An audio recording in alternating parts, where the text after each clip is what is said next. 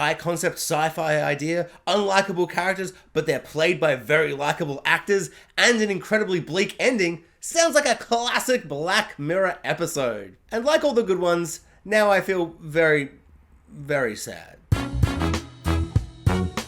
Hey guys, I'm Jax and this is my spoiler review for Beyond the Sea. If you're new to the channel, would love if you give me a like, subscribe, and comment below. I would love to know what everyone thought of this episode of Black Mirror. This episode is so bleak and sad for the first 30-40 minutes. Like, there's a bit of intrigue and mystery at the start when we don't know what's going on, and we slowly learn that they're like robots on the ground with their consciousnesses in them, and they're actually up on the space station.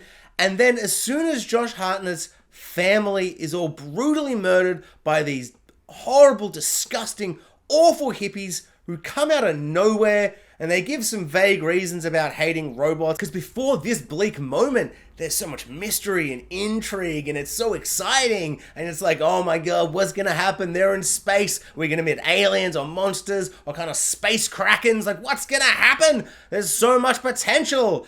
And then so very quickly, it's like, oh, Black Mirror definitely knows how to have a huge sci-fi concept and just be like, but what if everyone was awful and it was bleak and everyone was very, very sad all the time?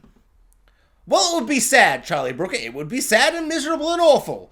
And like the middle chunk of the episode is like, actually, it's like a sexy romance novel that you imagine that like people in the 30s would read, where they're like, imagine that your husband, an astronaut, was like hangs out with this other astronaut, but he was charming and painted and was sexy and smooth, and your husband, even though he's a rugged manly man that chops wood, he's just not that much into you. But maybe that's like something to do with the fact that he's a robot and he feels uncomfortable in the robot body, which is like a theme they play with and toy with, but don't really like explore. And I found that really interesting because he seems so closed off, but we don't know if that's actually him or if that's because he's in the robot and he feels weird. Because at one point he's like, oh, I don't know how to use my hands properly when he's like chopping wood, even though it implies he's been like going in and out a lot. So there's lots of really interesting things they kind of tug at in terms of like plot threads.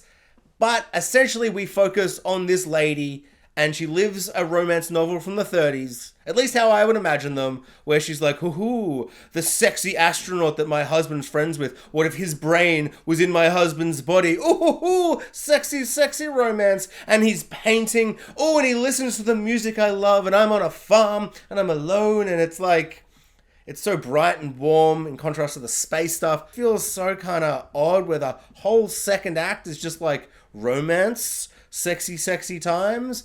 But you just kind of feel bad for Aaron Paul, who's stuck on the ship, and, you know, you can just see it coming a mile away. It's just like slowly building. And when I say slowly, I mean slowly building.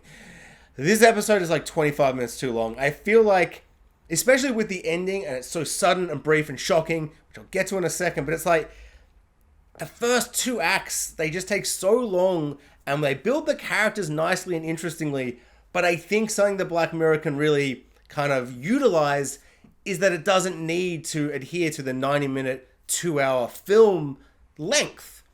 And the stories are always better off for it if they just trim some stuff and get to the point. Like, I don't know, some episodes can totally be longer. Pretty sure White Christmas is quite a long episode, over an hour for sure. And it needs it because it's essentially doing 3 anthologies in one, but they're all interconnected and they all really build the characters, and it never feels slow. Like, it goes as a clip because it's like 3 stories, for instance. This, it just kind of feels like it's like as soon as he starts going into the mind of, or the robot of Aaron Paul, and he starts flirting with the wife, you're like, okay, I get it. You don't need to spend 25 minutes doing this. Like, I get what we're doing now. And it builds and it builds and it builds and it builds. And then he hits on her, and I guess the third act kicks in, he hits on her, and she says no.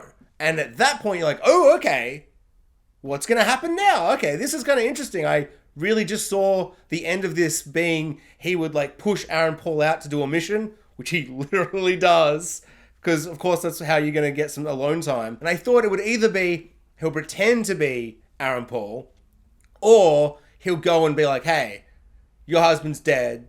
It's me as the robot or nothing. I feel like you know something horrible and horrific is going to happen. Some kind of big twist just because, one, it's Black Mirror, and two, this situation presents itself where these two men are sharing this one robot body, going back to Earth to spend time with this woman, the only kind of lovely, nice person. There's only like sense of warmth and kindness, because you get the sense straight away, like when they're both up there, it's all business. Like, these guys aren't like friends. They're not like buddies, like hanging out in the space station where they're like, oh, it's so good to be up here hanging with the boys. It's not like that at all. They're just like, as soon as they get up there, they do the job, they fix the thingy, and they're like, I'm leaving, like, right now. And so when they keep sharing this body, like, you know it's coming, something's coming. But what happens feels so brutal and cruel and, like, I don't know, so kind of mean. And I suppose the feeling you're meant to feel is kind of shock and kind of confusion and disgust, where you're like, but you loved her. Like, why would you murder her? Is it to punish her? Is it to get back at the guy?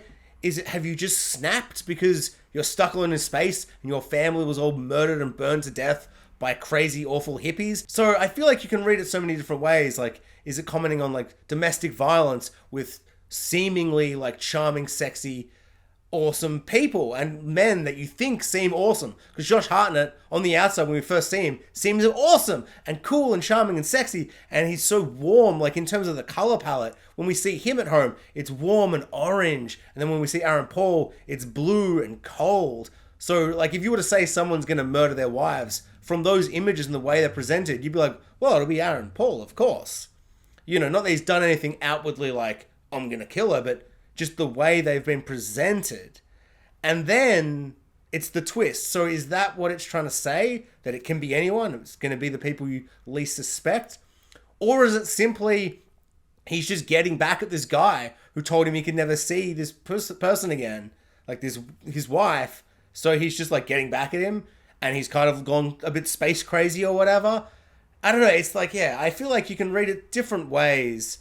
And yeah, in a way that is really, really interesting. It's compelling. It makes me feel a little kind of frustrated, like a little bit, just because it kind of feels like it comes a little bit out of nowhere. Like they have an argument. He's like, you'll never see her again. And then Josh Hartnett like murders her.